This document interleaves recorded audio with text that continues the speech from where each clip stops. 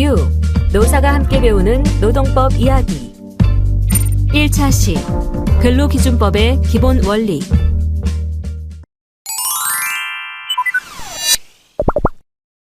오늘 학습과 관련한 사연이 도착했습니다. 저는 A기업에서 계약직 연구원으로 근무하던 유능해입니다. 정말 열심히 일했어요. 그래서 연구원으로 능력도 어느 정도 인정받았죠. 그래서겠죠? 계약이 끝날 때가 되니 B기업에서 스카우트 제의가 들어오더라고요. 조건이요? 당연히 더 좋죠. 그렇다고 제가 A기업의 엄청난 기술을 알고 있어서 엄청난 조건을 받고 가는 건 절대 아니에요. 연봉이 조금 올라간 정도죠. 그 외에 또 있냐고요? 그렇게 사적인 것을 자세히 알고 싶어 하세요? 하긴 그게 문제인데 말씀을 안 드릴 수가 없네요. 그러니까 전에 근무하던 A기업은 퇴직금 방식이 단수제였거든요. 그런데 이번에 입사할 B기업은 1.5배 누진제로 제가 조건을 제시했어요. 계약이 끝날 때 보니까 남는 건 퇴직금밖에 없더라고요.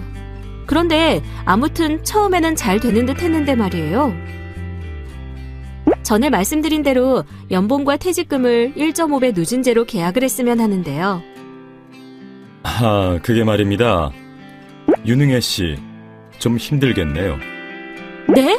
전에 그렇게 해주신다고 해서 제가 이쪽으로 이직을 준비한 거잖아요.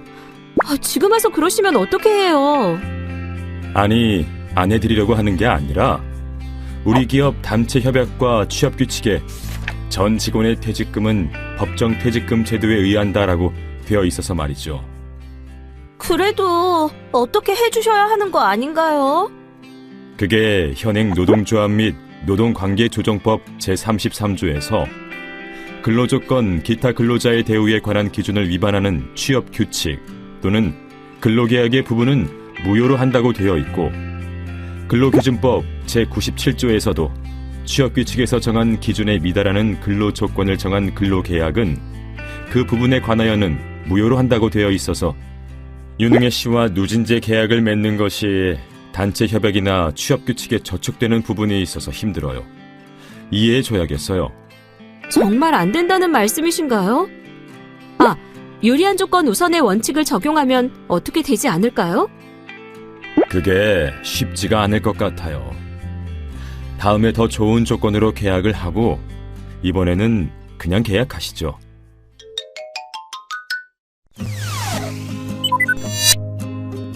오늘은 근로기준법의 기본 원리에 대해 살펴볼 것입니다. 학습을 마치면 여러분은 노동법의 법원에 대해 설명할 수 있고 근로기준법의 기본 원리에 대해 설명할 수 있습니다. 또한 근로기준법의 일반적 적용 제외 사항과 부분적 적용 제외 사항을 구분하여 설명할 수 있습니다. 본격적으로 학습을 시작해 볼까요? 학습에 앞서 여러분이 알고 있는 내용을 확인해 볼까요? 문제를 읽고 O 또는 X를 선택해 보세요.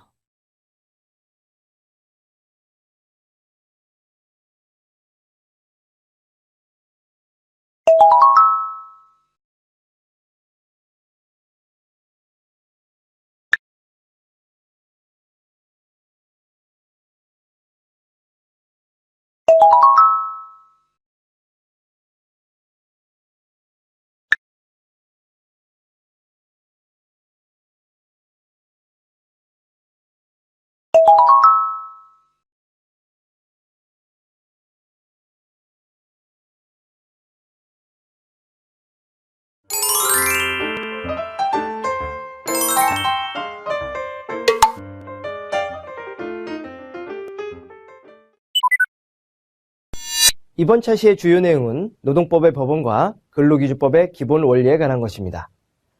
노동법의 체계를 이해하는 것은 물론 앞으로 배울 노동법의 주요 내용을 이해하기 위한 기본적인 내용을 담고 있습니다. 근로조건을 규율하는 주요 규범으로는 법령, 근로계약, 취업규칙, 단체 협약 등이 있습니다. 이러한 것들을 노동법의 법원이라고 하며 이들은 사업장 내 근로조건에 관한 통일 규범으로 작용하게 됩니다. 이러한 노동법 법원의 의의와 종류, 이들 법원 간의 적용의 원칙을 정확히 이해하는 것은 법과 계약이 공존하는 근로관계의 합법적 관리를 위해 중요합니다. 다음으로 근로조건을 보장하기 위한 근로기준법의 기본 원리들이 있습니다.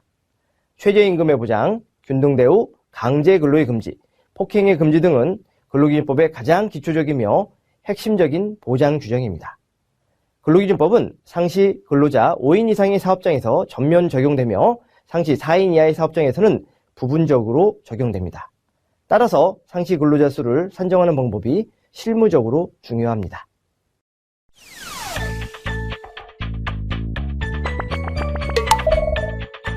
노동법의 법원.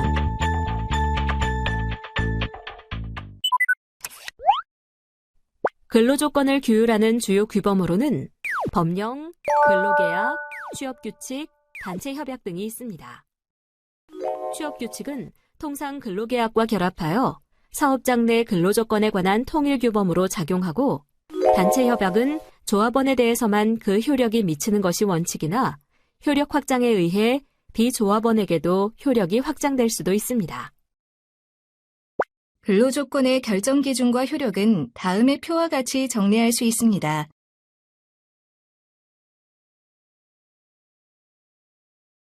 주요 규범의 효력면으로 볼 때에는 법령, 단체협약, 취업규칙, 근로계약의 순입니다. 그러나 하위 규범이 상위 규범보다 근로자에게 더 유리한 근로조건을 규정하고 있는 경우에 하위 규범이 우선적으로 적용될 수 있는가에 대해 견해의 대립이 있습니다.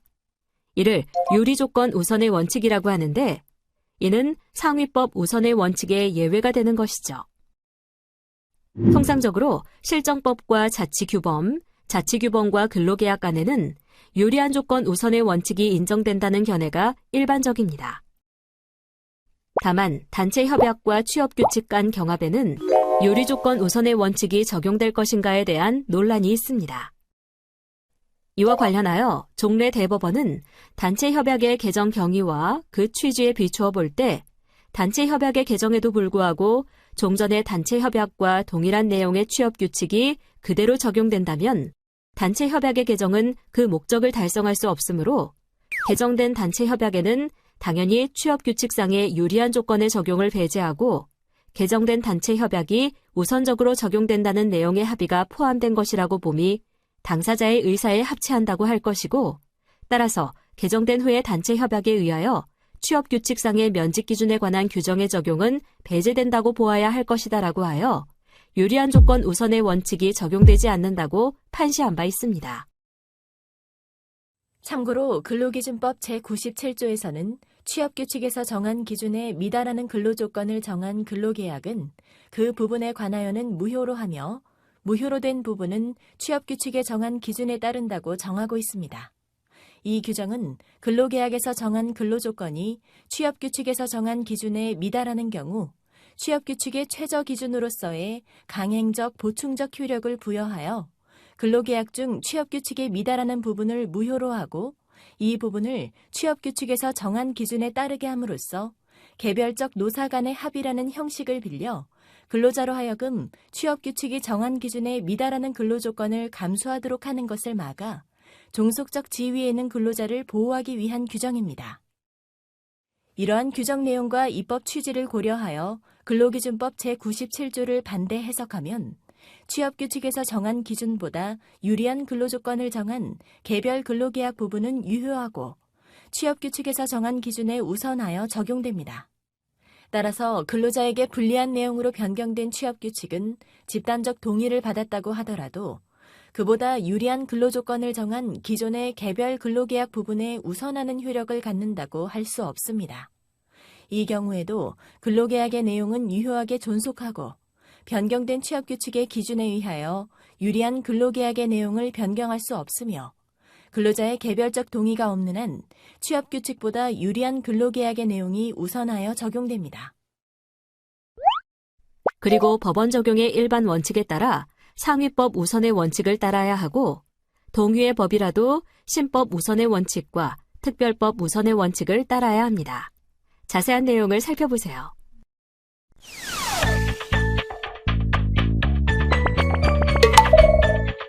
근로기준법의 기본 원리. 근로기준법의 기본 원리는 총 6가지로 구성됩니다. 최저 근로조건의 보장, 균등 처우, 강제근로의 금지, 폭행의 금지, 중간 착취의 배제, 공민권 행사의 보장이 그것입니다. 먼저 최저 근로조건의 보장입니다. 근로기준법에서 정하는 근로조건은 최저 기준이므로 근로관계 당사자는 이 기준을 이유로 근로조건을 저하시킬 수 없다는 것입니다. 가령 민사상 근로기준법에 미달되는 근로계약은 그 미달되는 부분에 한하여 무효로 하고 무효로 된 부분은 동법에 정한 기준에 따르게 됩니다. 이는 강행적, 보충적 효력이라고도 합니다. 균등처우란 사용자가 근로자에 대하여 남녀의 성을 이유로 차별적 대우를 하지 못하며 국적, 신앙 또는 사회적 신분을 이유로 근로조건에 대한 차별적 처우를 하지 못한다는 것입니다. 이 원리에는 강행적 효력 규정이 적용되어 이 조항을 위반한 행위는 무효가 됩니다. 그런데 이 조항의 위반 문제는 근로자가 채용된 후에 비로소 발생할 수 있는 것이라고 해석되므로 채용 전 또는 채용 시는 이 조항의 적용에서 제외됩니다.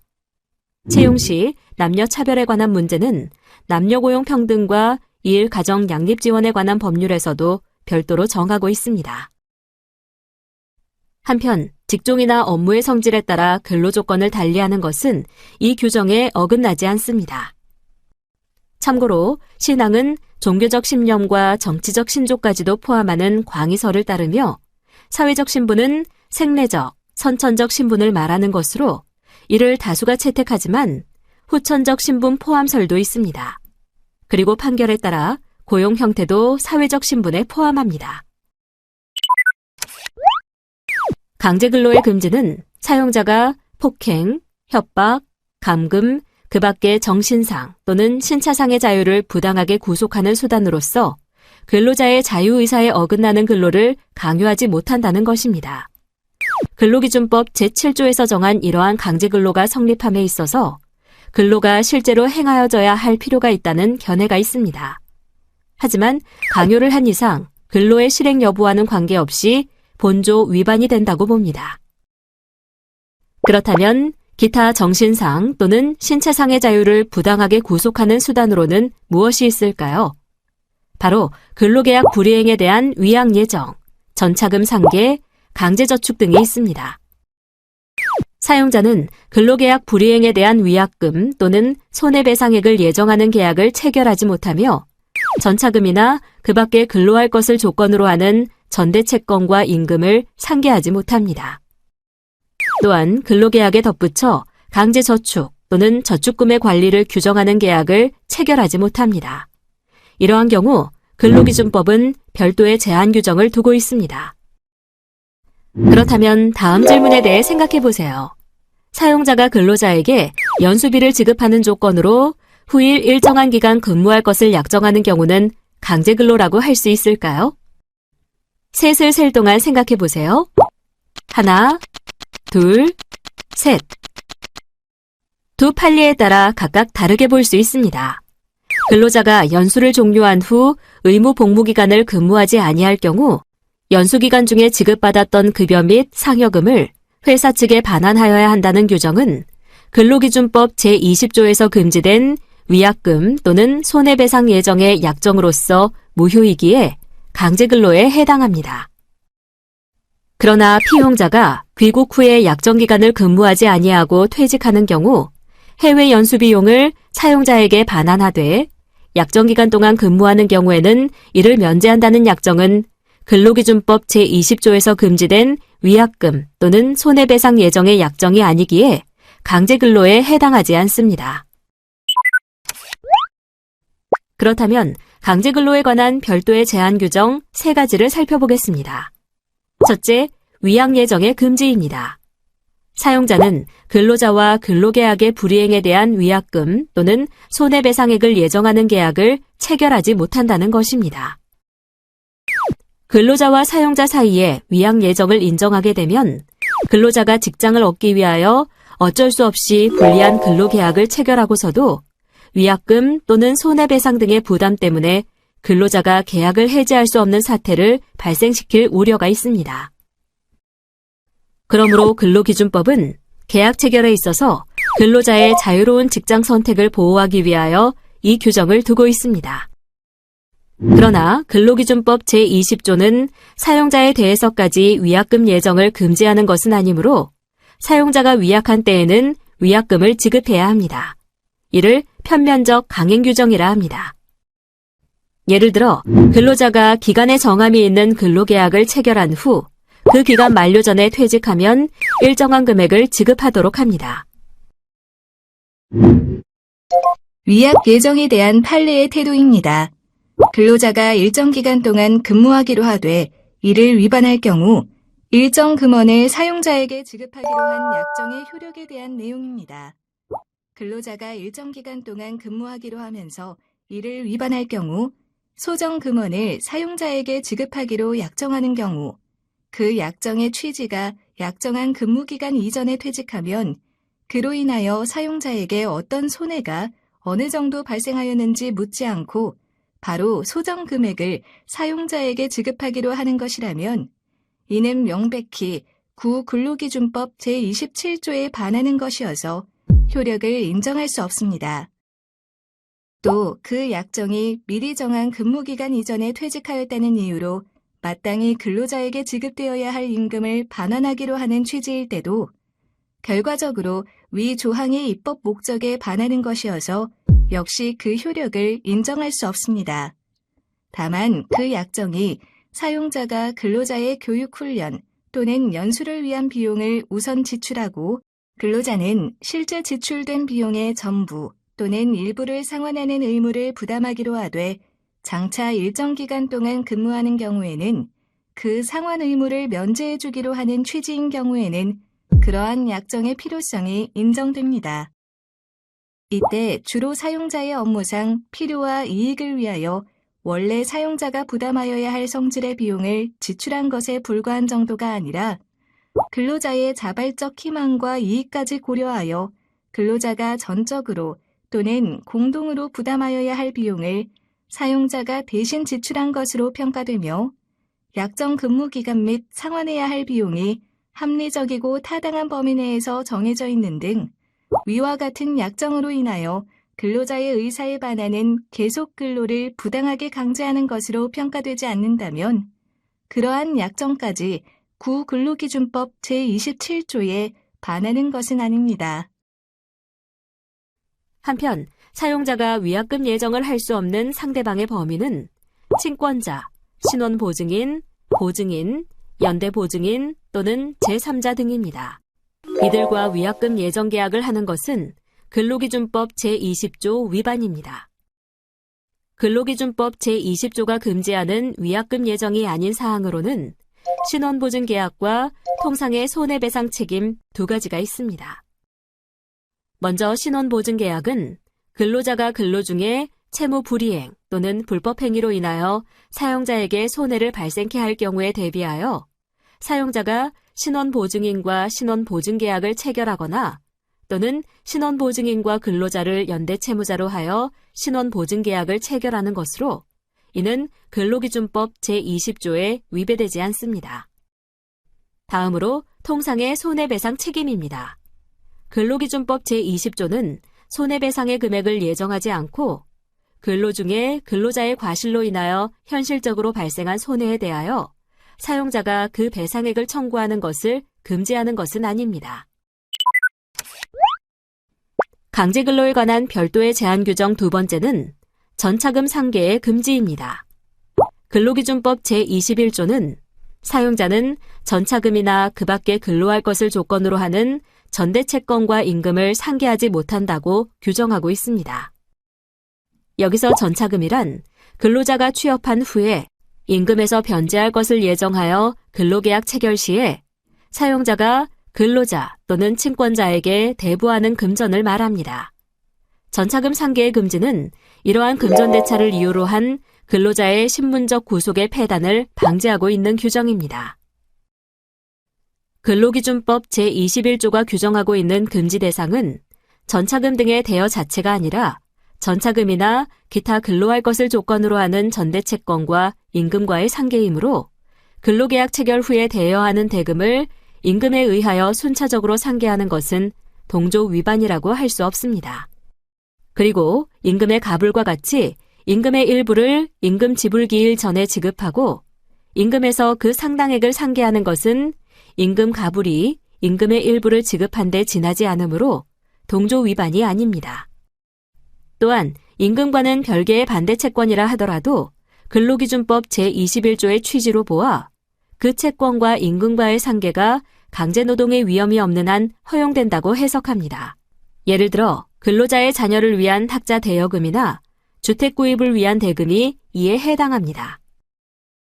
동조 위반의 효과로 동조를 위반한 상계는 무효이며 이에 위반한 사용자에게는 벌칙이 적용됩니다. 세 번째는 강제저금의 금지입니다. 사용자가 근로자로 하여금 그의 임금의 일정액을 사업장 또는 사용자가 지시하는 은행에 강제로 저금케 하고 그 반환을 어렵게 하는 경우 근로자를 사업장에 구속시키는 결과를 가져옵니다. 그러므로 근로기준법은 사용자로 하여금 근로계약에 부수하여 강제저축 또는 저축금의 관리를 규정하는 계약을 체결하지 못하도록 하고 있습니다. 자세히 살펴보겠습니다. 먼저 근로계약에 부수하여 근로자와 강제저축의 계약을 체결하는 경우는 사용자 자신이 저축의 명의자로 되는 경우는 물론 은행이나 우체국과 같은 제3자와의 저축계약을 강요하는 경우도 포함됩니다.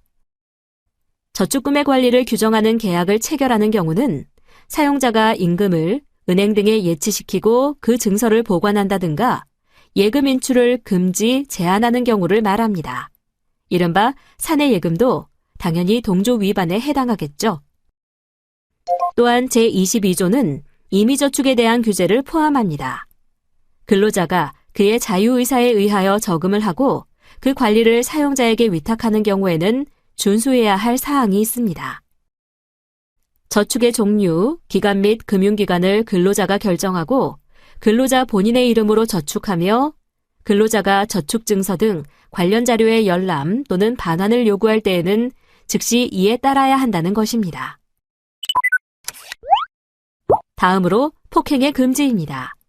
사용자는 사고의 발생이나 그 밖의 어떠한 이유로도 근로자에게 폭행을 하지 못한다고 근로기준법 제8조에 명시되어 있습니다. 제7조 강제근로의 금지에서도 폭행이라는 단어가 포함되어 있습니다. 그렇다면 근로기준법 제7조와 어떤 관계를 갖고 있는 것일까요? 제7조에서는 폭행으로 인하여 근로자의 자유의사에 반하는 강제근로가 행하여지는 것을 금지하려는 목적이며 제8조에서는 폭행, 구타 행위 자체를 금지하려는 목적으로 쓰였습니다. 중간 착취의 배제는 누구든지 법률에 따르지 아니하고는 영리로 다른 사람의 취업에 개입하거나 중간인으로서 이익을 취득하지 못한다는 것입니다. 내용을 하나씩 나누어 살펴볼까요? 누구든지는 사업주 등 사용자, 공무원, 상인, 단체를 말합니다. 법률에 의하지 아니하고의 의미는 다시 말하면 법률에 근거하여는 영리로 타인의 취업에 개입하거나 중간인으로서 이익을 취득할 수 있다는 것입니다. 이는 직업안정법과 파견근로자 보호 등에 관한 법률에 근거합니다. 영리로 타인의 취업에 개입하거나 라는 것 또한 법에 의해서는 가능하다는 말이 되며, 즉 업으로 불가하다는 것은 아닙니다.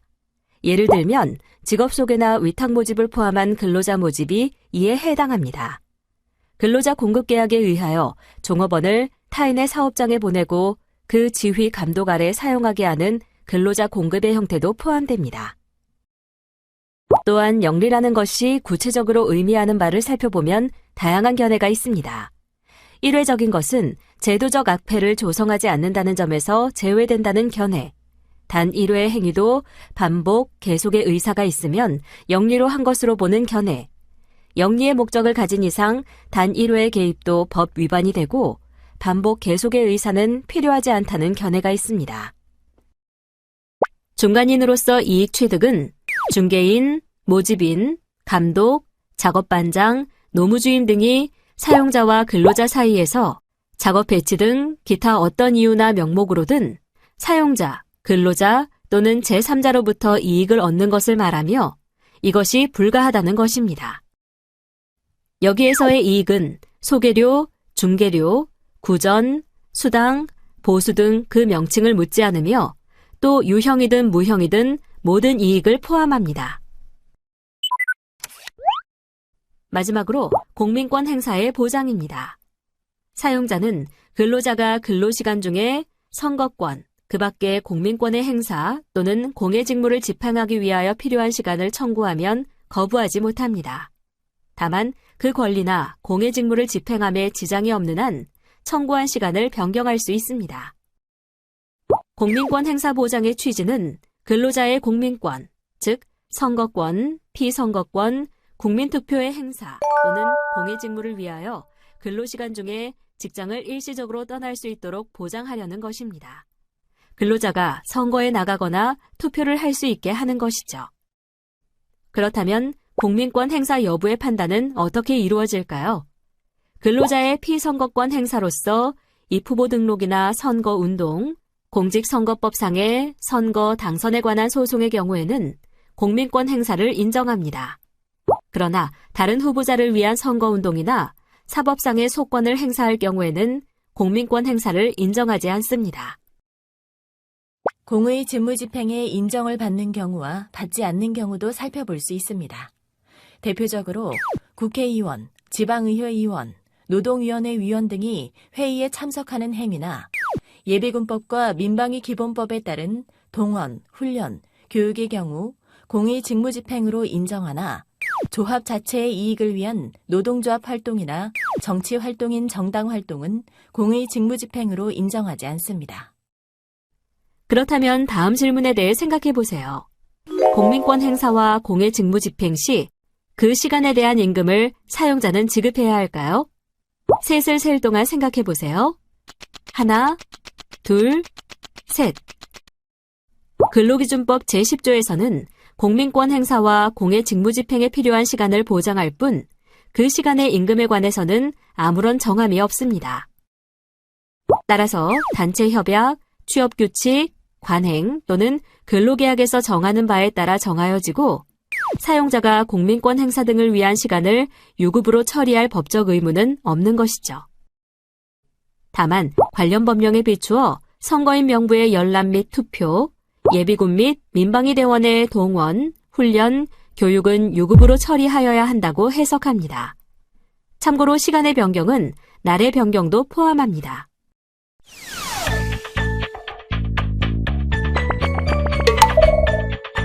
근로기준법의 적용 범위.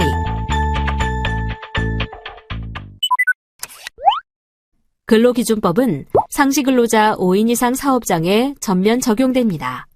다만 취업규칙 작성, 신고 의무는 상시근로자 수가 10인 이상인 경우에만 적용됩니다.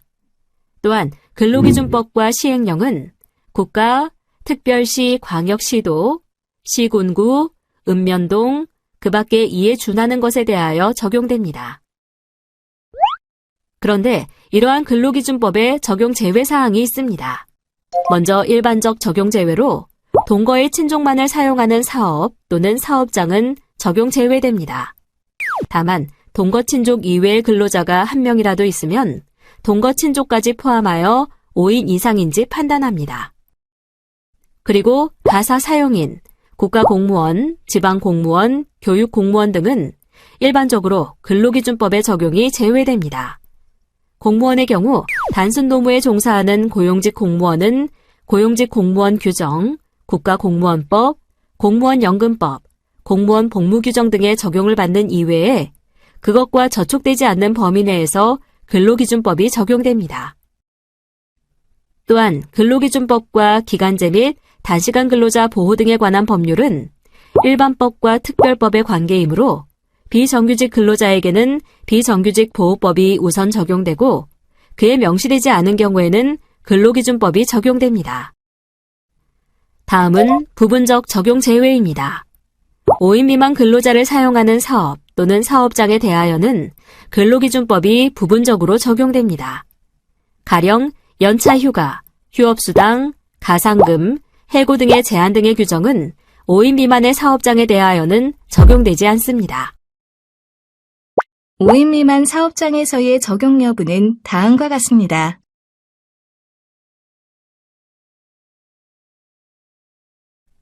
일반 사업이 아닌 농림사업, 양잡 및 수산사업 등에 대하여는 근로시간, 휴일, 휴게 규정 등이 적용되지 않습니다. 한편 1주간의 소정 근로시간이 뚜렷하게 짧은 단시간 근로자, 즉 15시간 미만자에 대하여는 퇴직급여, 유급주휴일, 연차휴가 등은 적용이 제외됩니다. 상시 사용하는 근로자 수의 산정 방법을 살펴보겠습니다. 산정 근거는 근로기준법 제11조 제3항으로 상시 5명 이상의 근로자를 사용하는 사업에의 해당 여부에 따라 법 적용 범위를 규정하고 있습니다. 단, 취업규칙 작성 신고는 상시 10명 이상 사업장에만 적용합니다. 또한 그 상시 근로자 수의 산정 방법은 개정법에서 시행령으로 위임하여 규정하고 있는데요. 시행령 제7조에 의해서 상시 사용하는 근로자 수는 해당 사업 또는 사업장에서 법 적용 사유 발생일 전 1개월 동안 사용한 근로자의 연인원을 같은 기간 중에 가동일수로 나누어 산정한다고 규정하고 있습니다. 즉, 상시 근로자 수를 표로 나타내면 다음과 같습니다. 이때 산정 기간이 사업 성립한 날부터 1개월 미만인 경우에는 그 사업이 성립한 날 이후의 기간을 말하며 법 적용 사유란 휴업수당 지급, 근로시간 적용 등 법 또는 이의령의 적용 여부를 판단하여야 하는 사유를 말합니다. 간단한 예시를 살펴볼까요? 법 적용 사유 발생일이 9월 15일이고 산정기간 동안 사용근로자의 연인원이 132명, 산정기간 중에 가동일수가 24일인 경우 상시근로자 수 산정은 어떻게 될까요? 수식에 대입하면 상시근로자 수는 5.5명이 됩니다. 사업 또는 사업장의 상시근로자 수가 5명 또는 10명 이상에 해당되지 아니한 경우로서 법 적용 사업 또는 사업장으로 보는 경우, 즉 해당 사업 또는 사업장에서 산정기간 동안에 산정한 상시근로자 수가 법 적용 기준에 해당하지 않는 경우에도 산정기간에 속하는 일별로 근로자 수를 파악하였을 때 법 적용 기준에 미달한 일수가 2분의 1 미만인 경우에는 법 적용 사업으로 봅니다. 여기서 법 적용 사업 또는 사업장이란 사업 또는 사업장에 대하여 5명 또는 10명 이상의 근로자를 사용하는 사업 또는 사업장을 말합니다. 따라서 산정기간의 상시 근로자 수가 법 적용 기준 미만이더라도 산정기간 동안에 일별 근로자 수가 법 적용 기준 미만인 일수가 2분의 1 미만인 경우에는 법 적용 사업으로 봅니다. 사업 또는 사업장의 상시 근로자 수가 법 적용 기준 이상에 해당되는 경우로서 법 적용 사업 또는 사업장으로 보지 않는 경우, 즉 해당 사업에서 산정기간 동안에 산정한 상시 근로자 수가 법 적용 기준에 해당되는 경우에도 산정기간에 속하는 일별로 근로자 수를 파악하였을 때 법 적용 기준에 미달하는 일수가 2분의 1 이상인 경우에는 법 적용 사업으로 보지 않습니다. 예시를 들어보겠습니다. 2000년 10월 15일에 근로시간 등 법 적용 사유가 발생하고 산정기간 동안 사용 연인원이 119명, 사업가동 일수가 22일인 경우에 상시 근로자 수는 5.4명이 되나 5명 이상인 날이 10일, 5명 미만인 날이 12일인 경우 근로시간 등에 대하여 법 적용 사업장으로 볼 수 있을까요? 이 사업장의 경우 상시 근로자 수는 5명 이상에 해당되지만 산정기간 중 5명에 미달되는 일수가 2분의 1 이상이 되어 법 적용이 되지 않습니다. 따라서 산정기간의 상시 근로자 수가 법 적용 기준 이상이더라도 산정기간 동안의 일별 근로자 수가 법 적용 기준 미만인 일수가 2분의 1 이상인 경우에는 법 적용 사업으로 보지 않습니다. 연차 유급 휴가 등의 규정에 대한 적용 여부를 판단하는 기준은 해당 사업에 대하여 영 제7조의 2, 제1항 및 제2항에 따라 월 단위로 근로자 수를 산정한 결과 법 적용 사유 발생일 전 1년 동안 계속하여 법 적용 기준에 해당되는 것으로 보는 사업에 대하여 연차 유급 휴가 등의 규정이 적용됩니다. 다만 계속 근로 기간이 1년 미만인 근로자에게 1개월마다 주어지는 법 제60조 제2항에 의한 연차 유급 휴가 부분은 이에 따르지 아니하고 영 제7조의 2, 제1항 및 제2항에 따라 매월 산정하여 법 적용을 판단합니다. 연차 유급 휴가 발생 여부에 대한 판단 기준을 잠깐 살펴보고 넘어가겠습니다. 당해 사업에서 1년간 동안 계속하여 매월 법 적용 요건에 해당되는 경우에만 연차 유급 휴가가 발생합니다. 즉, 회계연도에 따라 연차 유급 휴가 산정 시 1월에서 12월까지 각각의 월에 대하여 법 적용 요건 충족 시 연차 유급 휴가가 발생하는 것입니다. 여기서 법 적용 요건이란 영 제7조의 2, 제1항 및 제2항의 규정에 따른 법 적용 요건을 말합니다. 또한 1년 동안 법 적용 요건에 해당되는 월과 해당되지 않는 월이 함께 있을 경우에는 연차 유급 휴가가 발생되지 않습니다. 예를 들어 1년간 법 적용월 11개월, 법 적용 제외월이 1개월인 경우에는 연차 유급 휴가가 발생되지 않는 것입니다. 단, 최초 입사일로부터 계속 근속 기간이 1년 미만인 경우에는 월 단위 연차 유급 휴가의 발생 여부를 영 제7조 2, 제1항 및 제2항에 따라 판단할 수 있습니다. 상시 근로자 수의 산정에 있어 연인원에 포함되는 근로자의 범위를 살펴보겠습니다. 해당 사업 또는 사업장에 사용하는 통상 근로자, 기간제 및 단시간 근로자 보호 등에 관한 법률에 따른 기간제 근로자, 단시간 근로자 등 고용 형태를 불문하고 하나의 사업 또는 사업장에서 근로하는 모든 근로자와 해당 사업 또는 사업장에 동거하는 친족과 함께 상기의 근로자에 해당되는 근로자가 한 명이라도 있으면 동거하는 친족인 근로자가 이에 해당합니다. 다만 파견 근로자 보호 등에 관한 법률에 따른 파견 근로자에 대하여는 연인원에서 제외하고 있으며 도급 근로자, 용역 근로자도 연인원 산정에서 제외합니다. 오늘 학습한 내용을 잘 이해했는지 문제를 통해 점검해 보겠습니다. 다음 문제를 풀어보세요.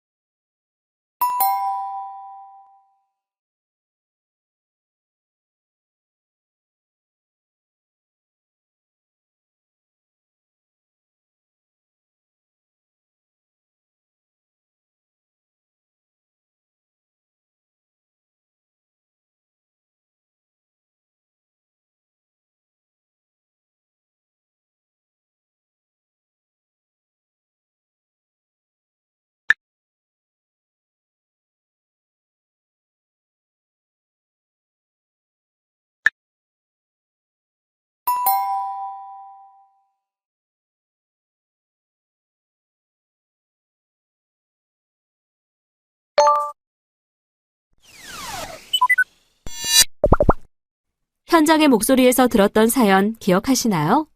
유능에는 정말 누진제 계약을 할 수 없는 걸까요? 이에 대한 전문가의 의견을 확인해 보세요. 노동법에 있어서 특수한 법 원칙이 있는데 유리한 조건 우선의 원칙이 그것입니다. 유리한 조건 우선의 원칙은 상위법 우선의 원칙에 대한 특별한 원칙으로 하위의 법원이 상위의 법원보다 근로자에게 유리한 내용을 규정